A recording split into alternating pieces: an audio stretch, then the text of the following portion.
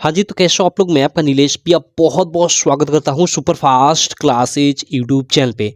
दोस्तों आज की इस वीडियो में हम लोग सॉल्व करेंगे यूपी बोर्ड द्वारा, जी हाँ मेरे दोस्त, यूपी बोर्ड द्वारा जारी ऑफिशियल जो ये इंग्लिश का मॉडल पेपर है बोर्ड परीक्षा 2024 के लिए, उसे आप इसे यूपी बोर्ड की वेबसाइट से खुद अपने फ़ोन से डाउनलोड कर सकते हो। चलो कैसे डाउनलोड करना है थोड़ा मैं आपको बता दूँ, उसके बाद इसको हम लोग सॉल्व करते हैं। देखो इसके लिए सबसे पहले अपने फ़ोन में आपको गूगल ओपन कर लेना है और वहाँ पे टाइप करना है यूपी बोर्ड मॉडल पेपर 2024, या ऐसे ना टाइप कर आप ऐसे टाइप करो कि यूपीएमएसपी मॉडल पेपर 2024 और टाइप करोगे ऐसे तो आपको गूगल में फर्स्ट ही एक वेबसाइट दिखेगी। हालांकि वहाँ अगर आपका 2021-22 या कुछ भी पुराना लिखा रहे कोई दिक्कत नहीं, उसी पे आपको क्लिक करना है और क्लिक करोगे तो वहाँ आपका नया पैटर्न वाला 2024 वाला पूरा का पूरा मॉडल पेपर खुलकर आ जाएगा हर एक क्लास का, क्लास 9वीं 10वीं 11वीं 12वीं।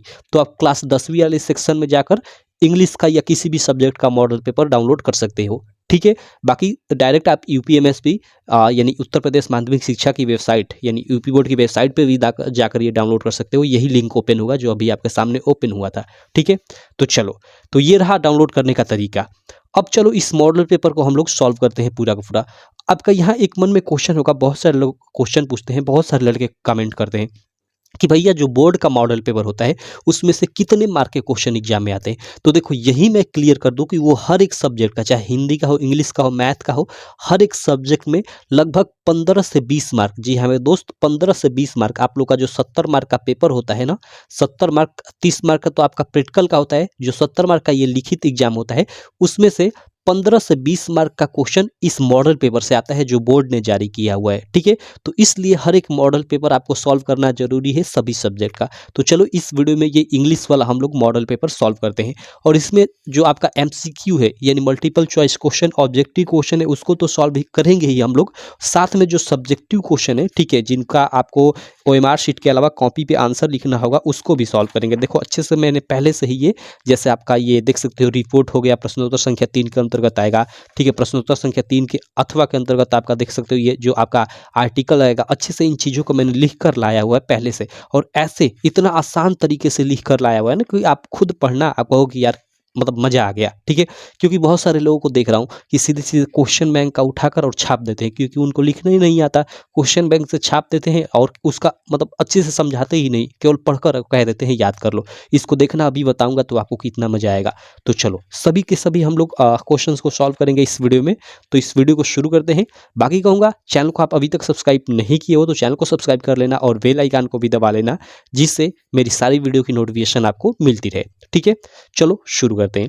तो चलो यहाँ पे देखो कुछ ये जैसे इंस्ट्रक्शन है, तो आपका पेपर पार्ट ए और पार्ट बी में बटा होगा। पार्ट ए में आपके 20 एमसीक्यू होंगे, पार्ट बी में आपके 50 मार्क के सब्जेक्टिव क्वेश्चन होंगे। ठीक है, और एमसीक्यू के लिए प्रत्येक क्वेश्चन के लिए एक एक मार्क दिया जाएगा, यानी 20 एमसीक्यू के लिए 20 मार्क दिया जाएगा। ठीक, चलो पार्ट बी में आपके डिस्क्रिप्टिव टाइप के क्वेश्चन होंगे। तो चलो सबसे पहले हम लोग पार्ट ए के अंतर्गत जो एमसीक्यू है उनको सॉल्व करते हैं। यहाँ देखो दिया है कि क्वेश्चन नंबर 1 to 3 यानी क्वेश्चन नंबर 1 से 3 तक आपको करना है। ठीक है, क्या करना है यहाँ पे दिया है कि read the following passage carefully, इस पैसेज को आप केयरफुली पढ़ो and choose the correct option to answer the question that follow. Okay, मतलब और मतलब इसको पढ़कर और जो भी क्वेश्चन पूछा गया उसका सही आंसर चूज करो। ठीक है, चलो इस पैसेज को पढ़ते हैं। अब देखो ये जो पहला क्वेश्चन होगा ना, ये पैसेज बेस्ड एमसीक्यू होगा, यानी एक यहाँ पे पैसेज दिया रहेगा और इससे रिलेटेड 3 एमसीक्यू यानी क्वेश्चन नंबर 1, क्वेश्चन नंबर 2 और क्वेश्चन नंबर 3 जो एमसीक्यू होगा इसी पैसेज पे आधारित होगा। और यह पैसेज आपके बुक से नहीं होगा, बाहर से होगा, यानी इसको हम लोग अनसीन पैसेज बोल सकते हैं। तो चलो इसको करते हैं हम लोग सॉल्व। देखो ऐसे पैसेज के जो भी हो गए, चाहे एमसीक्यू हो गया, उधर सब्जेक्टिव में भी एक आता है। ठीक है, तो चाहे वो सब्जेक्टिव का हो या एमसीक्यू का, मल्टीपल चॉइस क्वेश्चन का अनसीन पैसेज हो, आपको सबसे पहले क्वेश्चन पढ़ लेना चाहिए कि क्वेश्चन क्या कह रहा है, उसके बाद आपको पैसेज पढ़ना चाहिए। एक तरीका होता है ये पैसेज सॉल्व करने का। ठीक है, तो देखो हम पढ़ लेते हैं पहले क्वेश्चन। क्वेश्चन नंबर 1 पूछा जा रहा है कि we are unable to hear a sound, मतलब एक हम जो साउंड है यानी आवाज है उसको सुनने में अनेबल होते हैं, असमर्थ होते हैं। ठीक है, इफ यदि क्या होता है कि इट इज टू लो, यह बहुत लो हो, इट इज टू हाई, यह बहुत हाई हो, या यहाँ पे सी में बोल रहा है कि इट इज टू नॉइजी, यह बहुत नॉइजी हो। तो और डी में बोल रहा है कि बोथ ए एंड बी, यानी ए और बी दोनों सही है।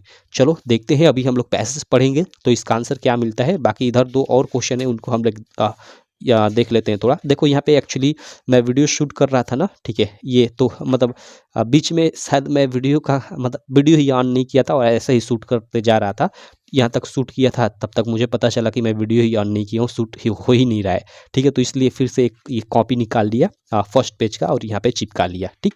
तो चलो इसको छोड़ते हैं, हम लोग इधर आते हैं। ये तो पहला ही पेज है, सेकेंड पेज पे इधर अगला क्वेश्चन होगा, देख सकते हो यहाँ पे, 1 मिनट, यहाँ पे देख सकते हो क्वेश्चन नंबर 2।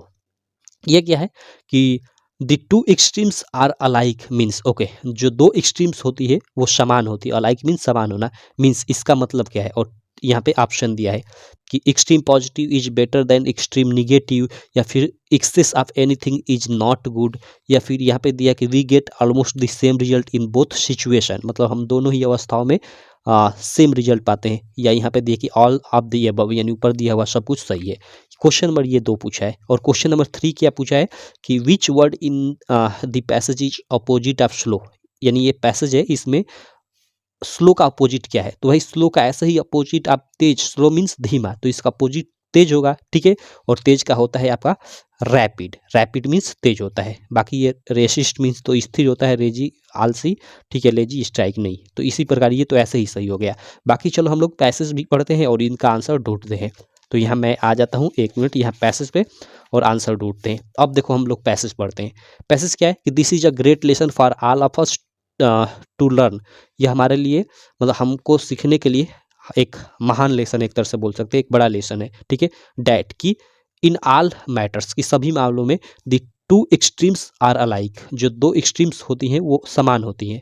और कैसी extreme, the extreme positive and the extreme negative, यानी पॉजिटिव एक्सट्रीम और निगेटिव एक्सट्रीम। अब पॉजिटिव एक्सट्रीम और निगेटिव एक्सट्रीम कहने से मतलब क्या है, आर ऑलवेज सिमिलर, हमेशा समान होती हैं।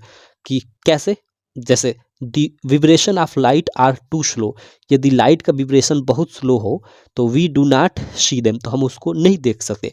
Nor we do see them, और ना ही हम उसको देख सकते हैं when they are too rapid, जब वो बहुत तेज हो। देखो रैपिड, स्लो का उधर थर्ड वाला क्वेश्चन था ना, उसका यहाँ पे मिल गया रैपिड, तेज।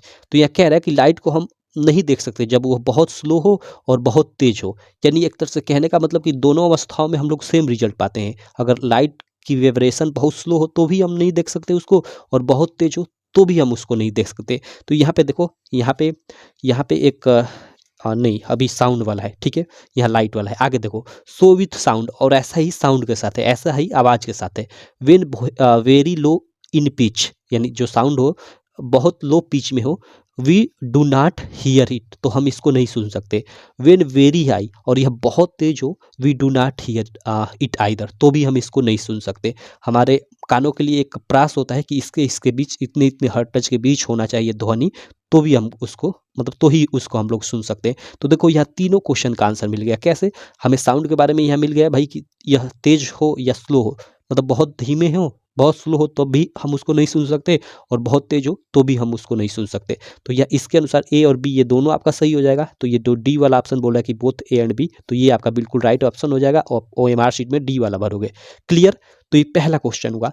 अब देखो इधर जो सेकंड क्वेश्चन था, ठीक है, सेकंड क्वेश्चन था, यहाँ पे देखो पूछ रहा था कि दी टू एक्सट्रीम्स आर अलाइक, जो दो एक्सट्रीम्स होती हैं वो समान होती है। मीन्स इसका मतलब क्या है, तो इसका मतलब यही है कि हम लोग दोनों ही अवस्थाओं में समान रिजल्ट पाते हैं। जैसे अगर साउंड बहुत धीमे हो यानी एक्सट्रीम निगेटिव, और बहुत तेज हो यानी एक्सट्रीम पॉजिटिव, तो हम उसको नहीं सुन सकते। तो दोनों ही अवस्थाओं में हम लोग सेम रिजल्ट पाते हैं। तो we get almost same result in both situation, ये सी वाला आपका ऑप्शन बिल्कुल राइट हो जाएगा।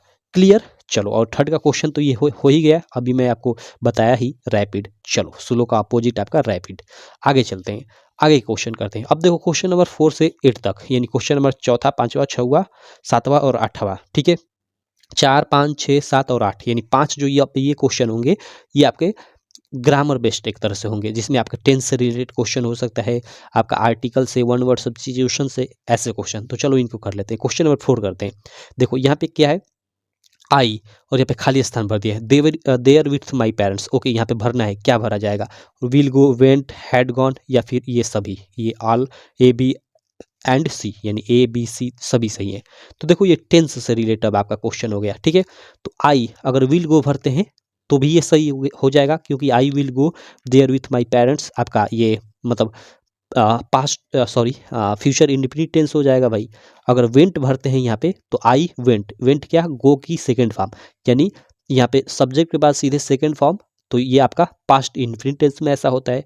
तो I went there with my parents, मतलब मैं अपने पेरेंट्स के साथ वहाँ गया था, तो ये भी सही हो जाएगा। और अगर हैड गॉन भरेंगे यहाँ पे, हैड गॉन, तो I had gone there with my parents, मतलब मैं अपने माता पिता के साथ वहाँ जा चुका था, यानी ये आपका पास्ट परफेक्ट टेंस। ठीक, तो ये आपका प्रेजेंट सॉरी ये आपका फ्यूचर इंडिफिनिट, ये आपका पास्ट इंडिफिनिट, और ये आपका पास्ट परफेक्ट टेंस, यानी तीनों ये एक तरह से यहाँ पे भरा जाएगा, तो तीनों सही हो जाएगा। तो ये डी वाला ऑप्शन सही हो जाएगा, ऑल ए बी एंड सी। ठीक है, यहाँ ये वाला ऑप्शन सही हो जाएगा। क्वेश्चन नंबर 4 के लिए आप ओएमआर शीट में डी वाला ऑप्शन भरोगे। क्लियर। अब देखो क्वेश्चन नंबर इसके बाद 5 है, यहाँ पे देख सकते हो क्वेश्चन नंबर 5 क्या है कि if you want to know about new things you are okay, मतलब आप नई नई चीज़ों को जानने की इच्छा रखते हो तो आप क्या होते हो, तो आप क्यूरियस, उसको जिज्ञासु बोलते हैं। क्यूरियस, देखो ये वाला ऑप्शन सही हो जाएगा। केयरलेस नहीं होगा, कॉन्शियस नहीं होगा, कॉशियस नहीं होगा, ये क्यूरियस होगा, जिज्ञासु। ठीक है, चलो, जानने की इच्छा रखने वाला। अगला क्वेश्चन है क्वेश्चन नंबर 6 कि rearrange the following word cluster. Okay, यहाँ पे क्या होगा कि जैसे मतलब एक सेंटेंस रहेगा, उसके वर्ड को इधर उधर लिख देगा, जैसे love, my, two, share, twice, brother, his. देखो इसके इधर उधर लिखा है और इसको सजाकर आपको अच्छे से लिखना है। लिखना नहीं है एक्चुअली, इसमें से छांटना है। 4 ऑप्शन दिया है तो ये आसान हो जाता है। लिखना थोड़ा कठिन होता है, लेकिन ऑप्शन में से छांटना आसान होता है। चलो छांट लेते हैं। देखो यहाँ पे क्या है कि my twice loves to share his brother. देखो ऐसे ही ये गलत लिख रहा है, मतलब लग रहा है आपको कि my twice loves to share his, ऐसे ही ये गलत आपको लग रहा है। जो सही होगा वो आपको अच्छा लगेगा। देखो इसमें से brother loves his twice to my share, ऐसे ही ये गलत लग रहा है। My brother loves to share his twice, देखो ये आपका सही लग रहा है। और देखो to share my brother his twice loves, ये वाला सी वाला आपका सही ऑप्शन हो जाएगा इसके लिए। ठीक है, चलो क्वेश्चन नंबर 6 भी हो गया। आ जाते हैं क्वेश्चन नंबर 7 पे। अब देखो क्वेश्चन नंबर 7, यहाँ पे देखो एक क्वेश्चन यहाँ पे ये वाला निश्चित रहेगा मिस स्पेल्ड वर्ड से। मतलब क्या रहेगा कि यहाँ पे आपको 4 ऑप्शन रहेगा, इसमें से 3 ऑप्शन सही रहेगा, यानी 3 स्पेलिंग सही रहेगी, उसमें से एक स्पेलिंग गलत रहेगी, उसी को छांटना है। तो देखो जैसे यहाँ पे दिया है अबंडेंस, तो देखो ये पहली स्पेलिंग गलत है, क्योंकि यहाँ DANC होना चाहिए, DA होना चाहिए, लेकिन ई है यहाँ पे, तो इसलिए गलत है। एबंडेंस होता है ABUNDANCE, मतलब प्रचुर मात्रा में। ठीक है, उसके बाद अटेंडेंस यानी उपस्थिति बिल्कुल सही है। एक्सेप्टेंस, ठीक है, ये भी सही है एकदम। एक्सेप्टेंस, ओके हाँ सही है। एक्विंटेंस, एक्विंटेंस मीन्स एक तरह से ये सिमिलर होता है शायद। ठीक है, तो ये भी सही है आपका।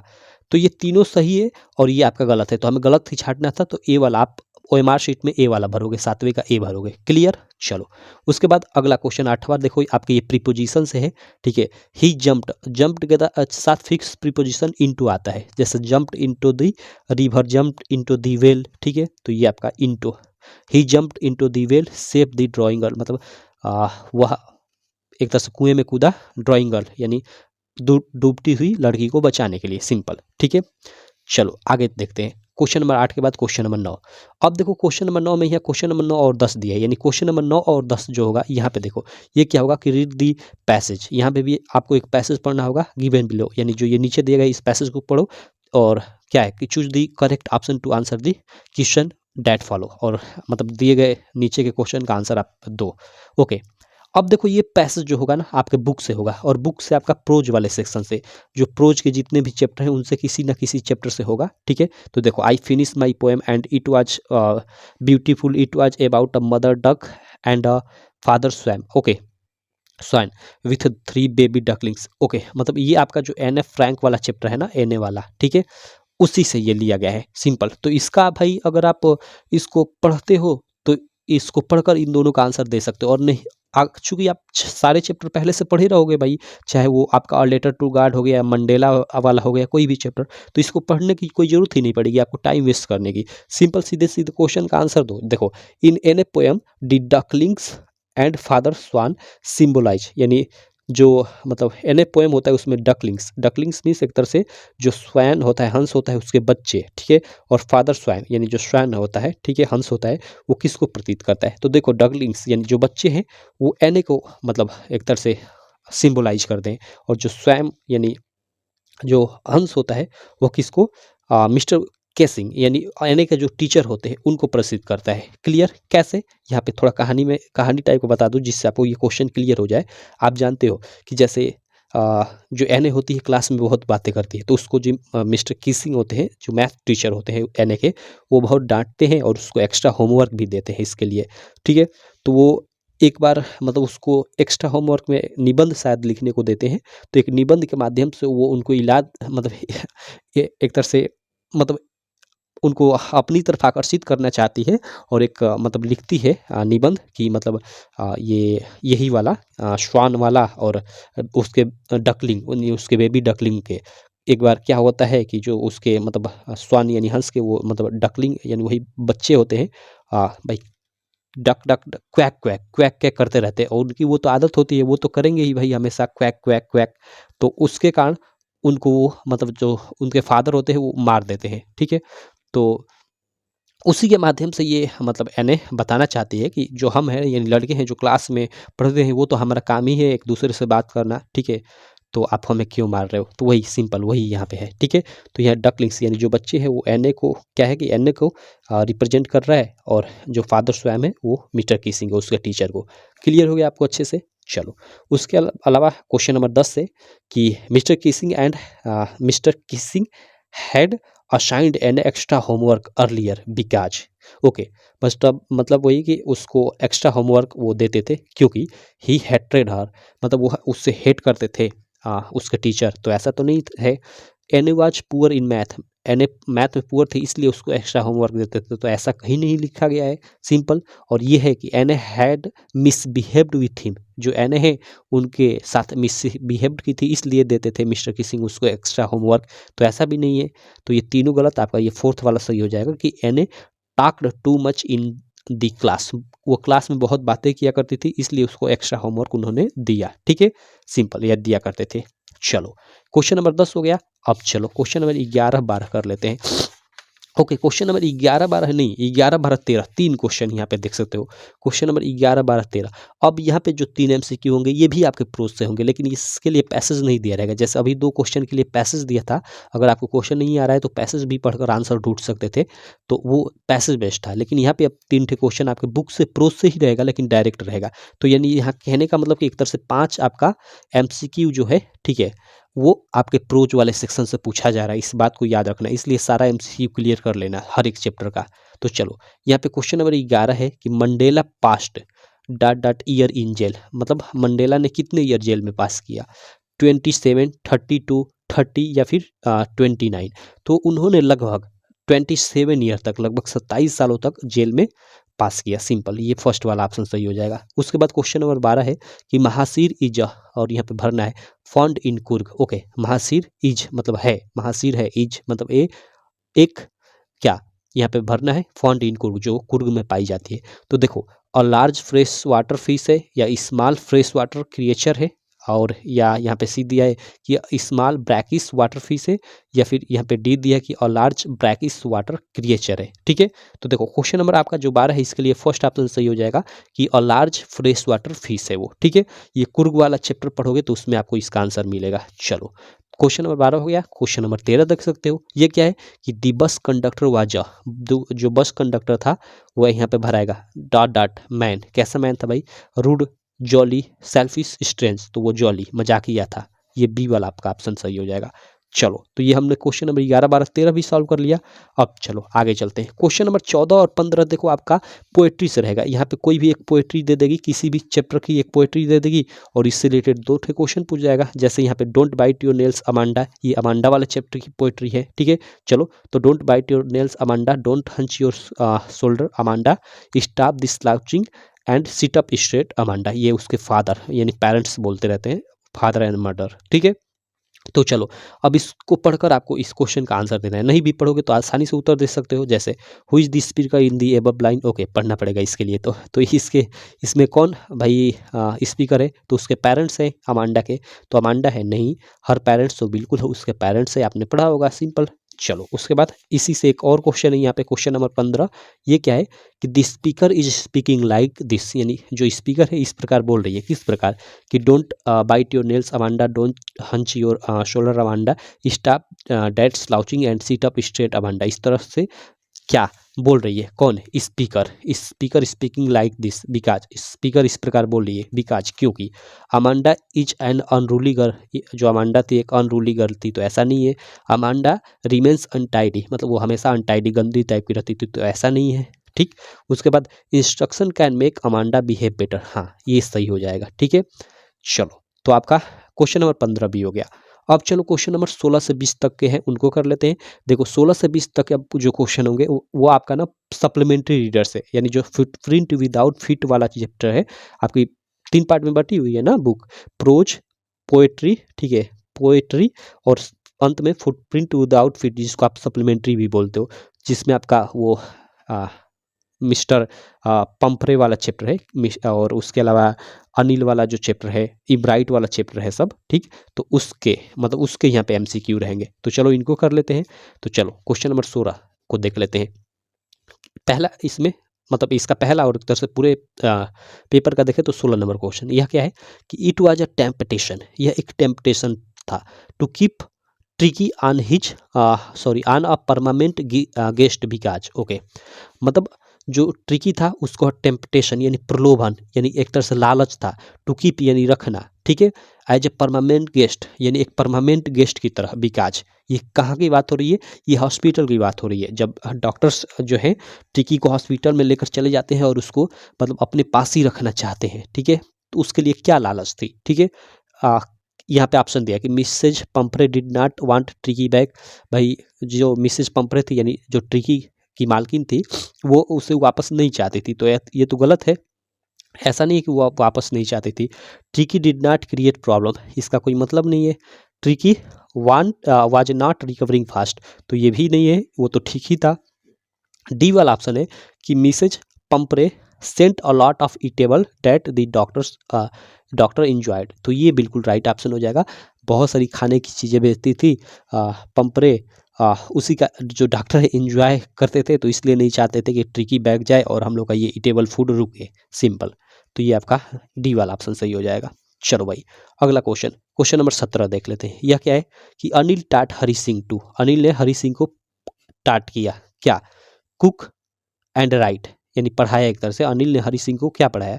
Anil taught Hari Singh to cook and write, तो यही ऑप्शन सही हो जाएगा। कुक और राइट करना, राइट में उसका नाम लिखना सिखाया और बाकी उसने वादा किया कि बाद में चलकर उसे मतलब नंबर भी ऐड करना सिखा देगा और पूरा तरह से सेंटेंस भी लिखना सिखा देगा, तो ये ऑप्शन के अनुसार फर्स्ट ही ऑप्शन सही हो जाएगा। चलो अगला क्वेश्चन देख लेते हैं भाई। अगला क्वेश्चन देख सकते हो यहाँ पे, अगला क्वेश्चन है क्वेश्चन नंबर 18 कि the book gifted to Ebright by his mother वाच, ओके, मतलब जो इब्राइट के माँ के द्वारा जो बुक उससे गिफ्ट की गई थी वो कौन सी थी? तो monarch x, the travel of monarch x, इससे आप याद रखना, ठीक, डी वाला ऑप्शन सही हो जाएगा, बाकी ये सब गलत हो जाएगा। चलो तो क्वेश्चन नंबर 18 भी हो गया। 19 नंबर देख लेते हैं। विच आप the following combination describe Matilda, okay, Matilda को इसमें से कौन सा कॉम्बिनेशन डिस्क्राइब करता है? पहला कॉम्बिनेशन है कि रिच ब्यूटीफुल फैशनेबल, तो भाई वो रिच थोड़े थी, नहीं, गलत हो जाएगा। फैशनेबल, फैशनेबल थी। एम्बिचियस, एम्बिचियस यानी मतलब काफ़ी इच्छा रखने वाली भी थी। मिडिल क्लास थी, मिडिल क्लास फैमिली से थी, बिल्कुल थी, तो ये आपका बी वाला ऑप्शन सही हो जाएगा। बाकी ये दो गलत है इसलिए क्योंकि देखो यहाँ पे सेटिस्फाइड बोला है, वो सेटिस्फाइड नहीं थी, हमेशा हर चीज़ों से डिससेटिस्फाइड रहती थी, तो ये इसलिए ये गलत हो जाएगा। ठीक, रिच रिच नहीं थी भाई, तो इसलिए ये गलत हो जाएगा। तीनों गलत, तो ये बी वाला आपका सही, सिंपल। चलो भाई 19 नंबर क्वेश्चन क्लियर।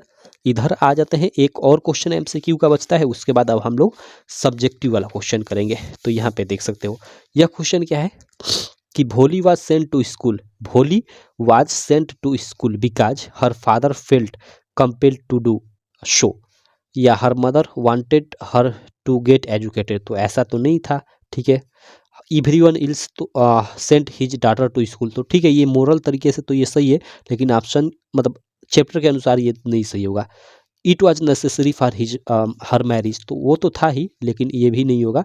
ये मेन इसका आंसर होगा कि her father felt compelled to do, यानी उसको मतलब उसके फादर को ऐसा करने के लिए मजबूर होना पड़ा है। ठीक है, चलो, क्योंकि भाई बड़े अधिकारी आए थे गांव में, उन्होंने कहा था कि आप एक एग्जाम्पल सेट करो अपनी बच्चियों को स्कूल भेजकर।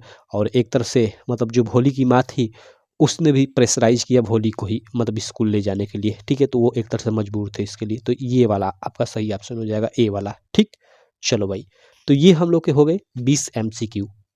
अब चलो, इन 20 MCQ के बाद और जो हम लोग का सब्जेक्टिव क्वेश्चन आता है, इनकी बारी, इनको करते हैं। लेकिन सब्जेक्टिव क्वेश्चन पे चलने से पहले मैं आपको, देखो, आपको एक बताया अभी शुरू में कि आप लोग का 20 मार्क का कम से कम 15 से 20 मार्क का, ठीक है, ये जो मॉडल पेपर होता है उससे क्वेश्चन आते हैं।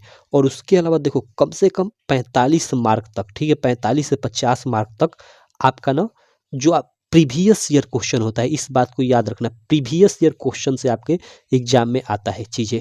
तो इसलिए प्रीवियस ईयर क्वेश्चन पेपर आपका लगाना बेहद ज़रूरी है। और कम से कम 5 से 10 मार्क, ठीक है, इसी में से थोड़ा थोड़ा कम कर कर 5 से 10 मार्क कभी कभी आपका नया क्वेश्चन ऐड करता है, नहीं तो कम से कम मात्र 5 मार्क ही का ही नया क्वेश्चन ऐड करता है। नया क्वेश्चन बहुत कम ऐड करता है आपका, की तो प्रीवियस ईयर रहता है और की तो मॉडल पेपर से ज़्यादा। तो इसलिए मॉडल पेपर तो मैं सॉल्व करा ही रहा हूँ, साथ में आपको ये जो प्रीवियस ईयर पेपर है ना उसको भी सॉल्व करना बेहद ज़रूरी है।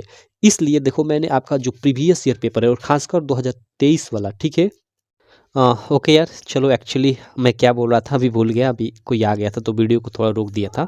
चलो, ओके, देखो, मैं बात कर रहा था मार्क्स की। तो देखो आपका प्रीवियस ईयर पेपर से बहुत ज़्यादा मार्क्स, बहुत ज़्यादा क्वेश्चन आता है, बहुत ज़्यादा।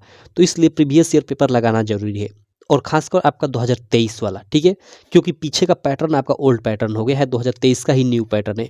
तो इसलिए मैं 2023 का ना सारे सब्जेक्ट का, चाहे हिंदी हो गया, इंग्लिश हो गया, मैथ हो गया, सारे सब्जेक्ट का, ठीक है, जो पेपर है सातों सातों सेट का, आप जानते हो कि हर एक साल 7-7 सेट के पेपर आते हैं हर एक सब्जेक्ट के।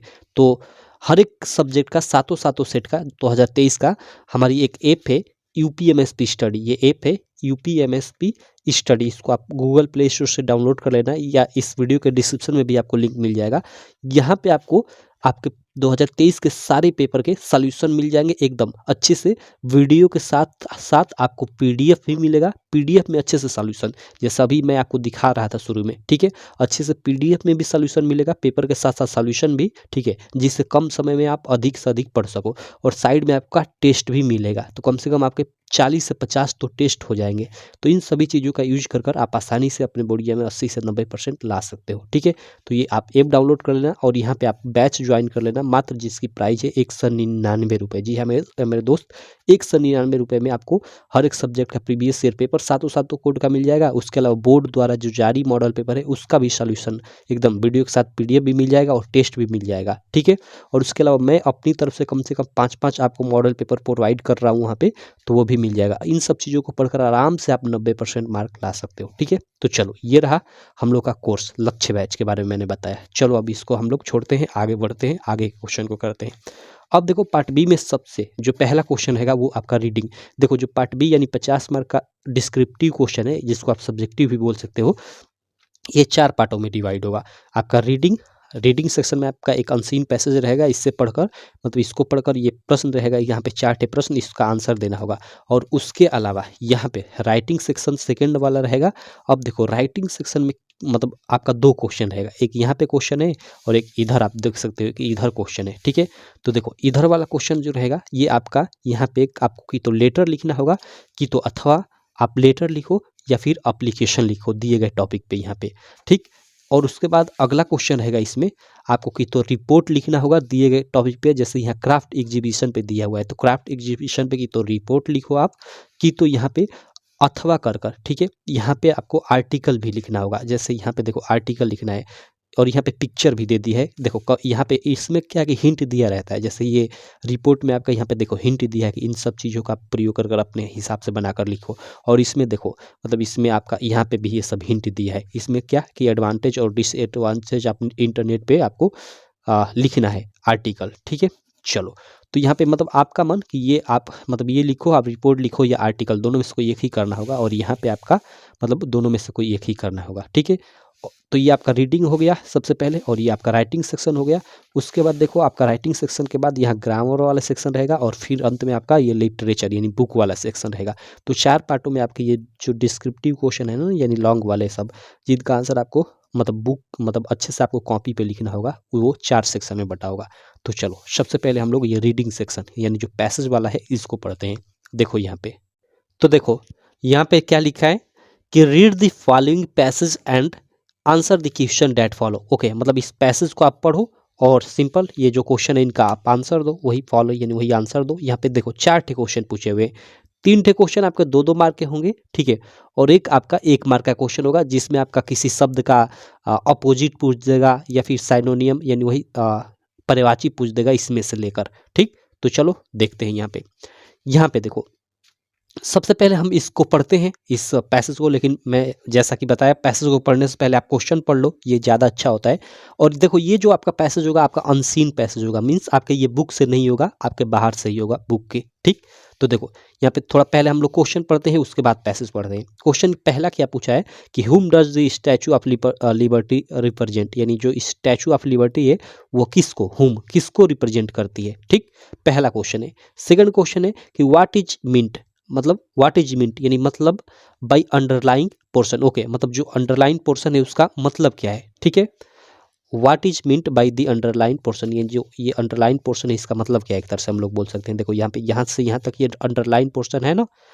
चलो उसके बाद सी वाला है कि what did American collect, sorry what बोल रहा हूँ, how did American collect money to install the statue. Okay, मतलब जो अमेरिका है उसने स्टैचू को इंस्टॉल करने के लिए यानी लगाने के लिए एक तरह से कह सकते हैं मनी को कैसे कलेक्ट किया। और यहाँ पे अंत में क्वेश्चन है कि which word in the passage means requested. Requested यानी इसमें से पैसेज में से कौन सा शब्द है जिसका मतलब रिक्वेस्टेड है, यानी रिक्वेस्टेड का साइनोनियम।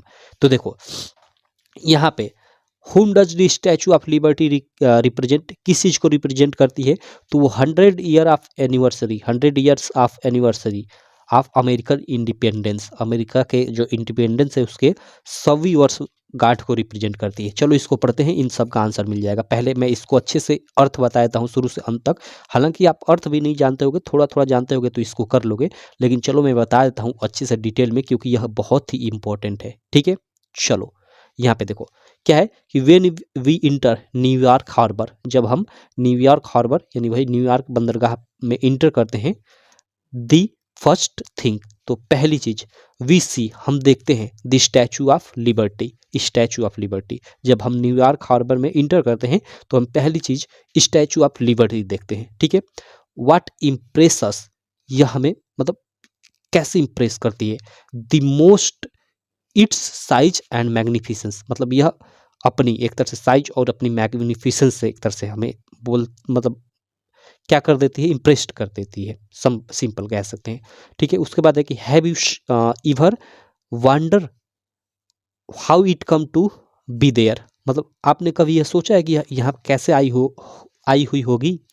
आगे है कि the Statue of Liberty was gift, जो स्टैचू ऑफ लिबर्टी है वाज गिफ्ट यानी गिफ्ट की गई थी, from the people of France यानी फ्रांस के लोगों द्वारा, to mark the 100 year anniversary of American independence, यानी जो अमेरिका की 100वीं वर्षगांठ थी, 100 यानी वही 100वीं वर्षगांठ किसकी, इंडिपेंडेंस यानी स्वतंत्रता की, उसके उपलक्ष्य में उसके मार्क में ये फ्रांस के लोगों द्वारा उसको गिफ्ट की गई थी, गिफ्ट की गई थी, सिंपल। तो यहाँ पे देखो जो पहला क्वेश्चन पूछ रहा है, यहाँ पे पूछ रहा था ना, यहाँ पे देख सकते हो कि हुम does the Statue of liberty represent, किस चीज़ को स्टैचू ऑफ लिबर्टी रिप्रेजेंट करती है भाई, तो वो अमेरिका के इंडिपेंडेंस को, यहाँ पे है ना कि 100 year anniversary of American independence, वो मार्क किसको करती है, तो 100 year anniversary of the independence, ठीक है।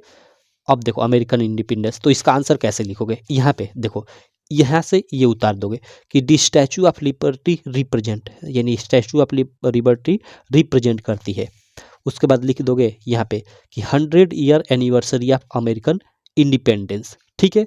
आपका इसका क्या हो जाएगा, अगर ऐसे लिख देते हो तो इसका आपको 2 मार्क मिल जाएगा। सिंपल, देखो यहाँ पे भी लिखा हुआ है, 1 मिनट मैं यहाँ पे आपको, हाँ यहीं पे देखो दिखा देता हूँ। ये फर्स्ट का आंसर यहाँ पे लिखा हुआ है। यहाँ पे देख सकते हो कि the Statue of liberty represent 100 year anniversary of American independence. Simple है, ठीक है। बाकी देखो लक्ष्य बैच आप ज्वाइन कर लेते हो ना, तो ये आपका अच्छे से ये पीडीएफ, उसमें ये सारा का सारा पीडीएफ आपको लिखा हुआ मिल जाएगा, ठीक। और इसका ही नहीं, आपको प्रीवियस ईयर पेपर का भी और अन्य सब्जेक्ट का भी। तो इसलिए आप हमारी ऐप जो है ना UPMSP स्टडी, उस पर आप जाकर जरूर लक्ष्य बैच ज्वाइन करना, ठीक है। चलो आगे चलते हैं। अगला आगे, ओके, आगे इसका अर्थ समझते जाते हैं। देखो आगे क्या है कि इन 1869, ठीक है, यानी 1869 में, इन 1869 स्कल्प्टर, देखो स्कल्प्टर मीन्स यहाँ पे मूर्तिकार, स्कल्प्टर मीन्स होता है मूर्तिकार। In 1869 sculptor Frederic Auguste Bartholdi began to plan his concept of the monument. Okay, मतलब मोनूमेंट मीन्स स्मारक, मतलब इस स्मारक पे ना, मतलब जो ये मूर्तिकार फ्रेडरिक ऑगस्ट बार्थोल्डी था, उसने प्लान करना शुरू किया कब से, 1869 से ही। सिंपल, ठीक है। आगे देखो, Bartholdi envisioned liberty as a strong and proud figure. Okay, मतलब वही उसको एक प्राउड फिगर की तरह, मतलब जो स्वतंत्रता होता है उसका एक प्राउड की फिगर की तरह उसको देखा। सिंपल, ठीक है। आगे है कि one who personalized not only the majestic Greek cottage of the past but also the working man and women of the present. Okay, मतलब कह रहा है कि यह, मतलब जो पीछे के, मतलब जो भी, मतलब कॉटेज वॉटेज थे उनको ही नहीं प्रदर्शित कर रहा है, बल्कि जो वर्तमान में, प्रेजेंट में जो भी कामगार लोग हैं, ठीक है, उनको भी एक तरह से यह लिबर्टी प्रदर्शित कर रही है। सिंपल, फाइनली, यानी फाइनली इन 1884, यानी 1884 में दी वर्क वाज फिनिश्ड, यानी काम समाप्त हुआ, जो लिबर्टी का काम था वो समाप्त हुआ। एंड लिबर्टी वाज पैक्ड, और लिबर्टी को पैक किया गया इनटू 214 क्रेट्स, यानी 214 क्रेट्स माने एक तरह से बक्सों में, and sent to New York city, और न्यूयॉर्क सिटी भेजा गया। तो यहाँ पे देखो एक क्वेश्चन पूछ रहा था सेकेंड वाला कि what meant by the underline portion, यानी जो ये अंडरलाइन पोर्शन, इसका मतलब क्या है, ठीक है। तो इसका आंसर बोल सकते हो भाई ऐसे कि भाई, मतलब जो अंडरलाइन पोर्शन है उसका यह मतलब है कि जो स्टैचू ऑफ लिबर्टी थी उसको 214 क्रेट्स में भरकर और न्यूयॉर्क सिटी को भेज दिया गया। सिंपल।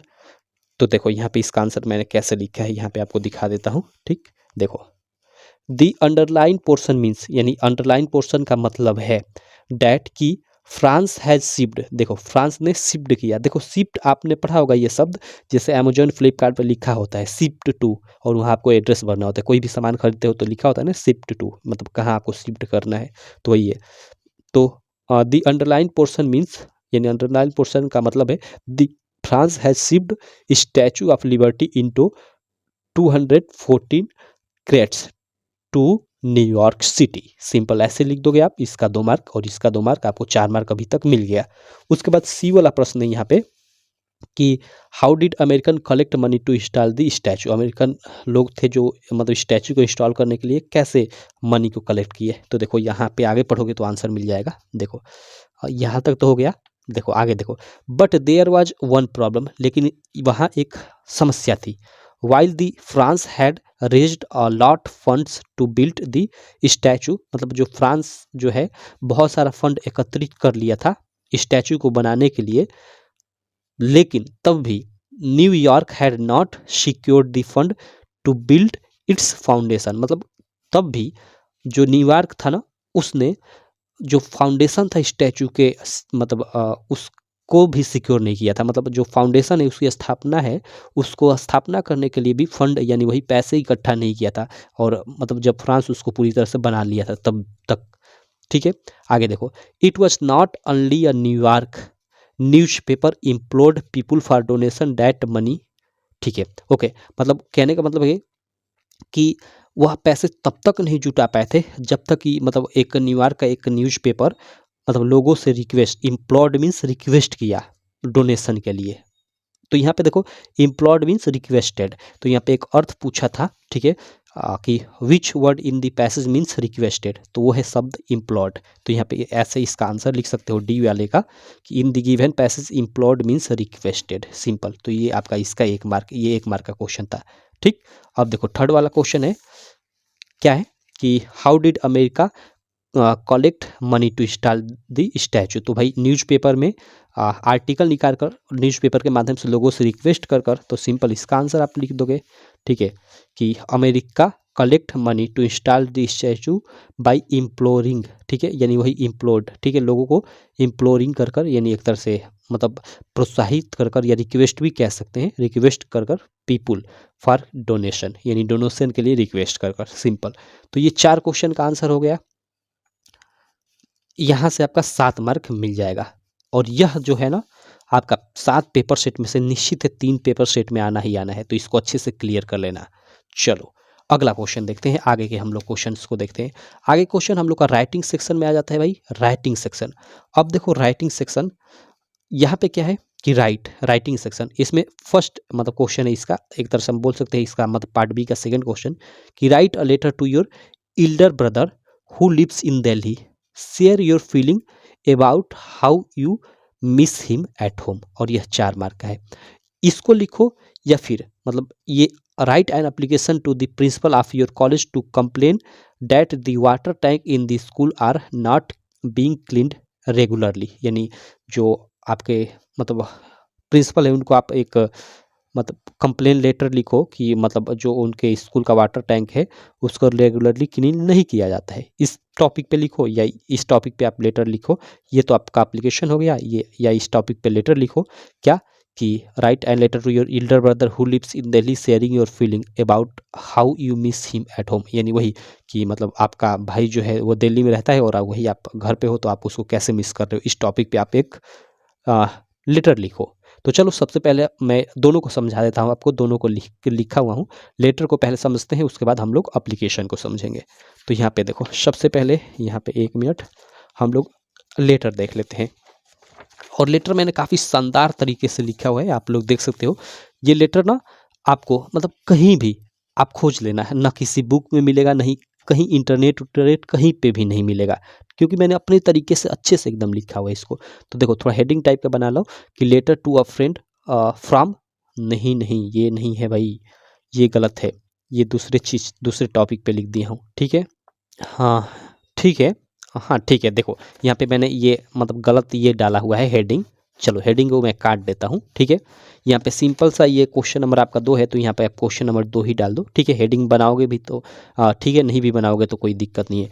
यहाँ पे मतलब जो कॉपी जांचने वाला होगा वो पढ़कर समझ जाएगा कि हाँ किस पे लड़के ने लेटर लिखा है, सिंपल। तो यहाँ क्वेश्चन नंबर जो भी हो आप डाल देना, उसके बाद लिखना, ये वही मैंने लिखा है, इसी टॉपिक पे मैंने देख लिया। देखो सबसे पहले तो आपका जो भी हो, जैसे आप ऐसे लिख दो कि हाउस नंबर 164 बलिया यूपी, आप कोई भी एड्रेस टाइप का लिख दो, और किस डेट को लिख रहे हो वो डेट यहाँ पे डाल दो, ठीक है। 1/3/2023 या जो भी डेट आप लिख रहे हो यहाँ पे डेट डाल दो, ठीक।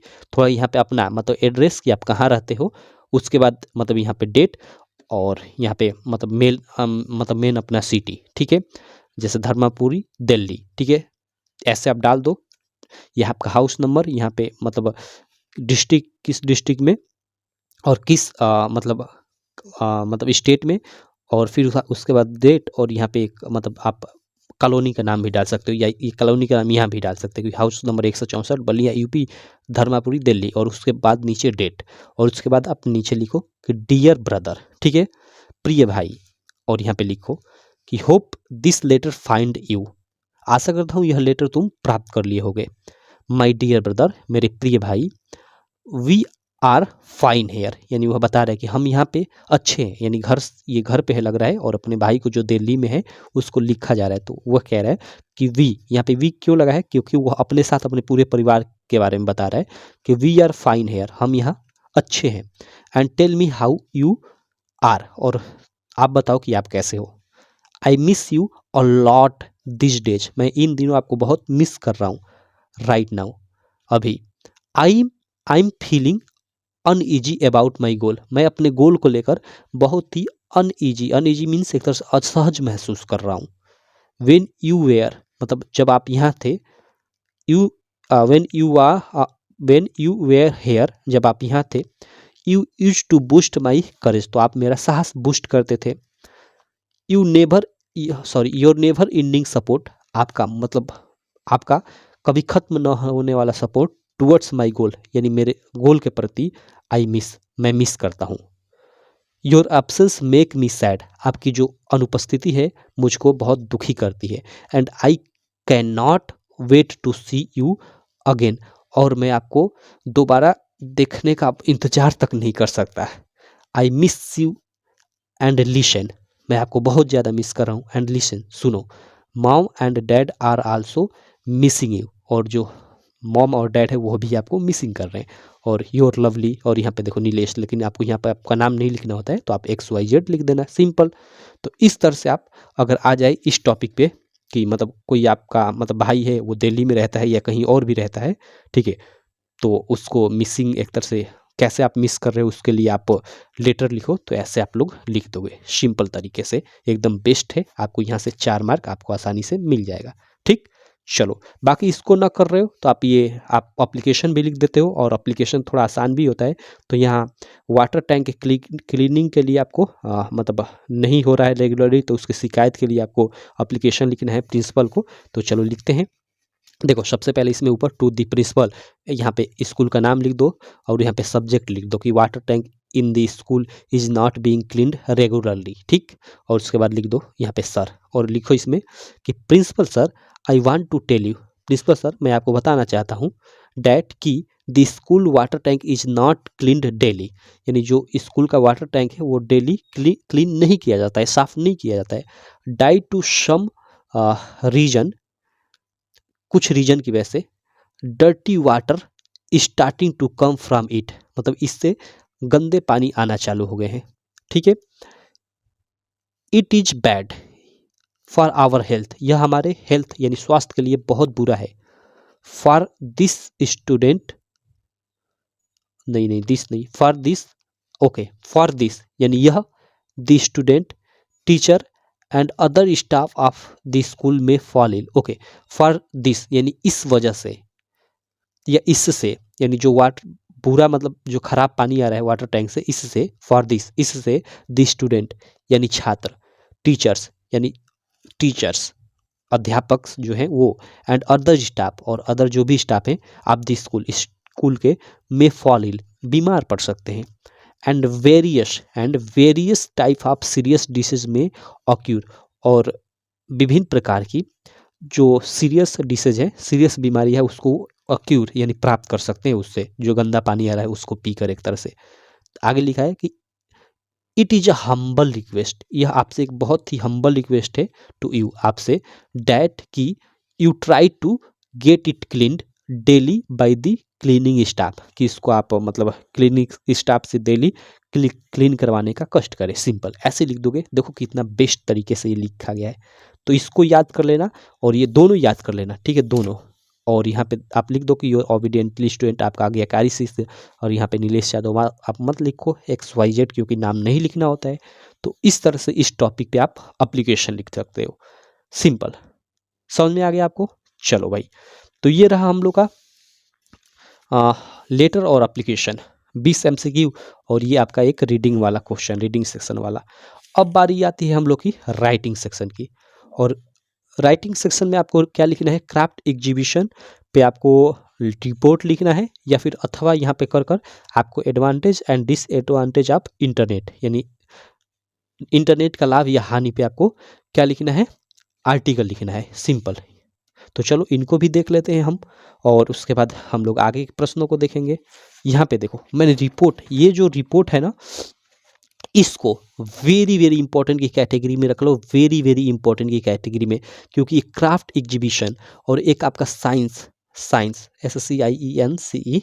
ठीक है, और ये आपका एग्जीबिशन, दो चीज़ें होती हैं, एक आपका क्राफ्ट एग्जीबिशन, एक science exhibition. Craft exhibition means मतलब देखो, साइंस एग्जीबिशन मतलब साइंस यानी विज्ञान, एग्जीबिशन मीन्स प्रदर्शनी यानी विज्ञान प्रदर्शनी, ठीक है, विज्ञान प्रदर्शनी। ये आपका एक टॉपिक हो गया, प्रदर्शनी, ऐसे ही लिखाएगा ना, देख लेना, हिंदी प्रदर्शनी, हाँ चलो।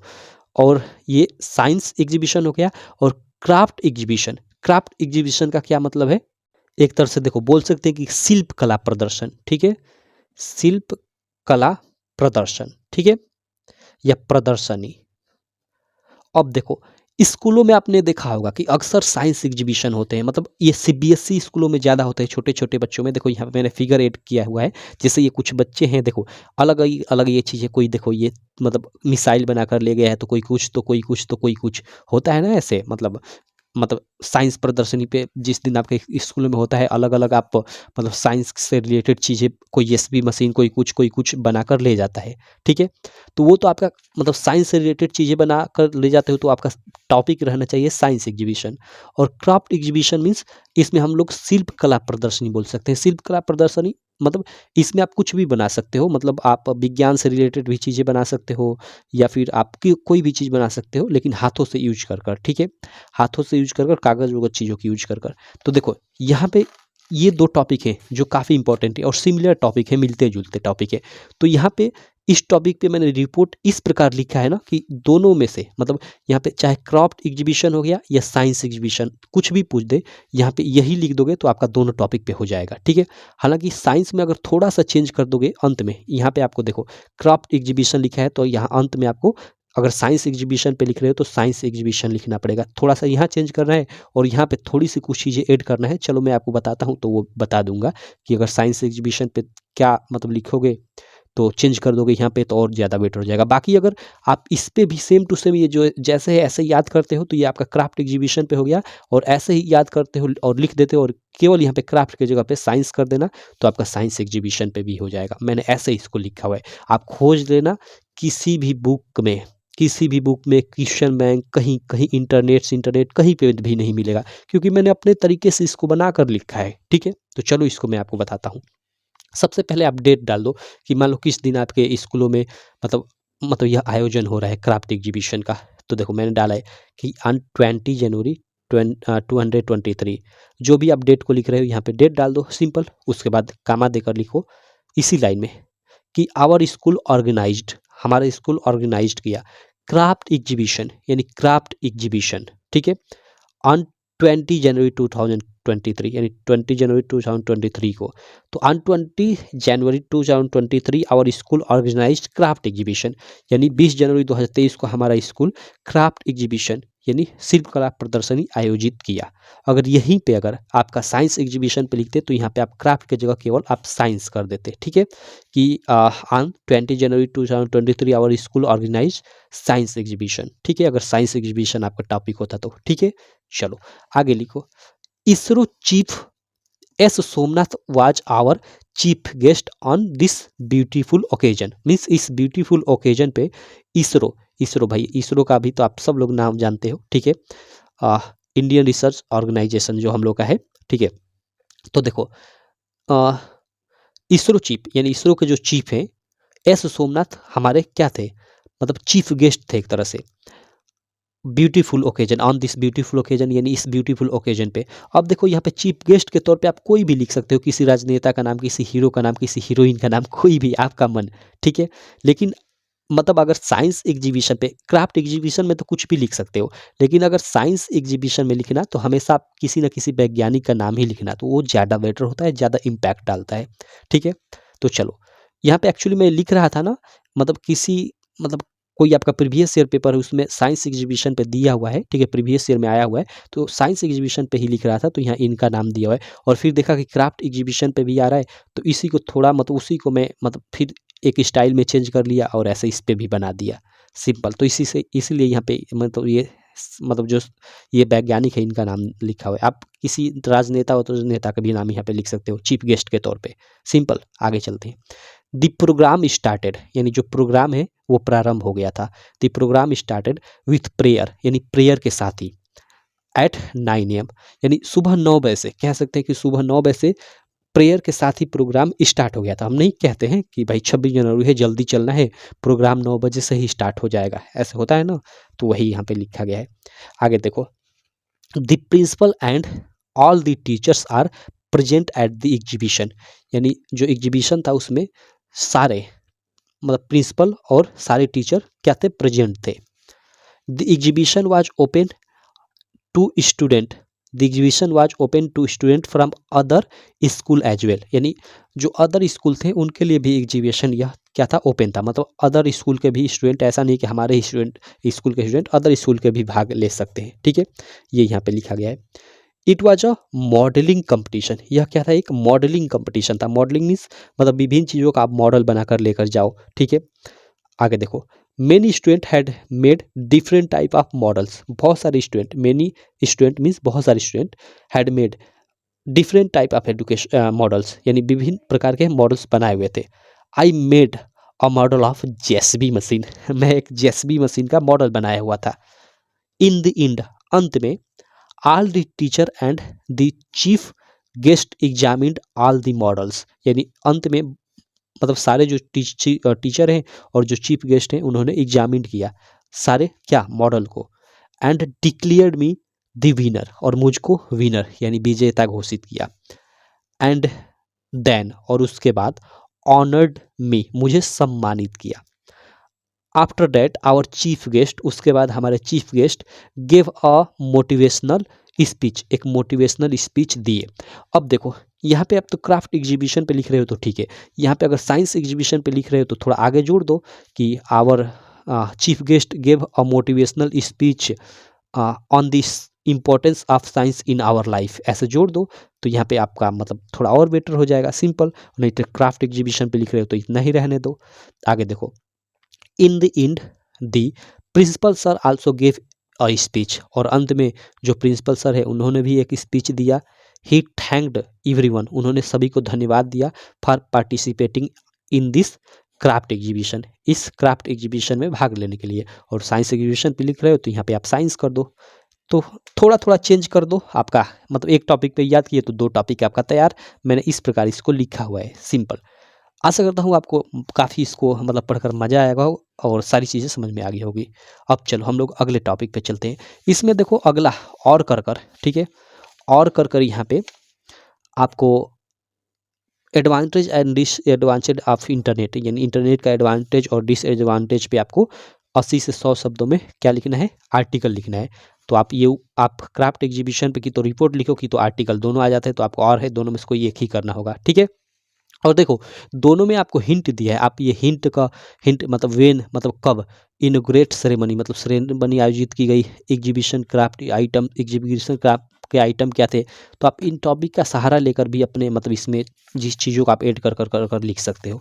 ठीक, बाकी चलो यहाँ पे भी दिया है कि advantage and disadvantage of internet पे आप आर्टिकल लिखो, और यहाँ पे दे दिया है आपका हिंट कि मतलब ऑनलाइन शॉपिंग पे भी लिख सकते हो, इंटरटेनमेंट पे लिख सकते हो, और मतलब यहाँ पे ऑनलाइन कोर्सेज से भी लिख सकते हो। तो भाई ऑनलाइन कोर्सेज तो एडवांटेज में आ जाएगा। ठीक है, जैसे हम लोग का लक्ष्य बैच है भाई, लक्ष्य बैच जिसमें आपको आपका सारा का सारा प्रीवियस ईयर पेपर मिलता है। ठीक है, और डिसएडवांटेज में क्या आ जाएगा, आपका इंटरटेनमेंट आ जाएगा। इंटरटेनमेंट तो ऐसे डिसएडवांटेज में नहीं आएगा, लेकिन जो ओवर इंटरटेनमेंट जो अभी आप रील देख रहे हो वो आपका डिसएडवांटेज में ही आएगा। साइबर क्राइम आपका डिसएडवांटेज में आ जाएगा। तो ये टॉपिक दिए हुए इनका यूज कर आप लिख सकते हो, या अपने मन से भी लिख सकते हो, कोई दिक्कत नहीं। ठीक है, मैं कोशिश करूँगा या आप भी कोशिश करना कि इन टॉपिक्स का ही चूज कर आप आसानी से लिखना, ये आपके लिए बेनिफिट रहेगा। तो चलो यहाँ पे जैसे देखो यहाँ पे लिखा गया है कि article on advantage and disadvantage of internet. देखो यहाँ पे चलो मैं आपको बता देता हूँ पूरा पूरा इसका अर्थ, जिससे आपको सारी चीज़ें समझ में आ जाए। यहाँ पे देखो, the internet plays a significance role in our lifes of in the lifes of people today, यानी लोगों के जीवन में आज जो इंटरनेट है बहुत ही महत्वपूर्ण योगदान रखता है, एक तरह से बोल सकते हैं। It is valuable source of information, यह इंफॉर्मेशन का एक वैल्यूएबल सोर्स है। That help people share information and communicate with anyone sitting in any corner of the country with an internet connection. वही कह रहा है कि मतलब यह इंफॉर्मेशन मतलब भेजने का एक तरह से या प्राप्त करने का, ये भी बोल सकते हैं कि मतलब एक अच्छा साधन है। और इस इंटरनेट की वजह से हम लोग कंट्री में बैठे, मतलब इंटरनेट कनेक्शन की वजह से हम लोग कंट्री में बैठे किसी भी व्यक्ति से, मतलब कॉर्नर में बैठे किसी भी व्यक्ति से कम्युनिकेट कर सकते हैं। ठीक, बट विथ मेनी एडवांटेज, यानी भाई ये सब तो अभी एडवांटेज ही हम पढ़ रहे थे, तो ही लिखा गया आगे कि बट विथ मेनी एडवांटेज, यानी इन बहुत सारी एडवांटेज के साथ साथ there are also disadvantage to internet, यानी इंटरनेट का डिसएडवांटेज भी है। तो यहाँ थोड़ा हमने लिख लिया, मतलब थोड़ा दोनों के बारे में, एक तरह से इसको बोल सकते हैं प्रस्तावना टाइप का।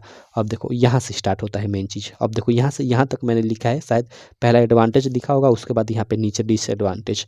तो चलो इसमें क्या लिखा है कि the role of internet in the modern world can not be understand, यानी मॉडर्न जो वर्ल्ड है यानी आधुनिक युग है, इसमें इंटरनेट के मतलब जो यूज है, रोल है, उसको हम लोग मतलब कम नहीं आंक सकते, एक तरह से बोल सकते, कैन नॉट बी अंडरस्टैंड, मतलब थोड़ा मतलब अंडरस्टिमेट नहीं कर सकते, एक तरह से बोल सकते हैं।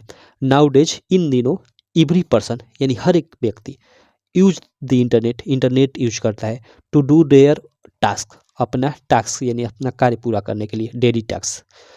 पीपुल इन डिफरेंट फील्ड, यानी विभिन्न फील्ड के लोग, लाइक जैसे कि office, school, college, hospitals etc, use the electronic devices like laptop, computers, tablets, cell phones etc to make their work simple and fast.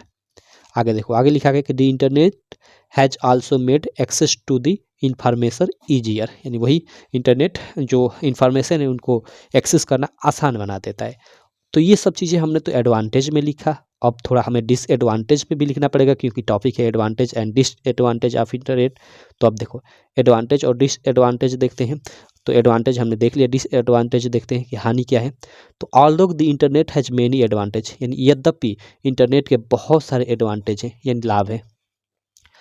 It also has some disadvantage, इसके साथ साथ इसके कुछ डिसएडवांटेज भी है, एक तरह से बोल सकते हैं।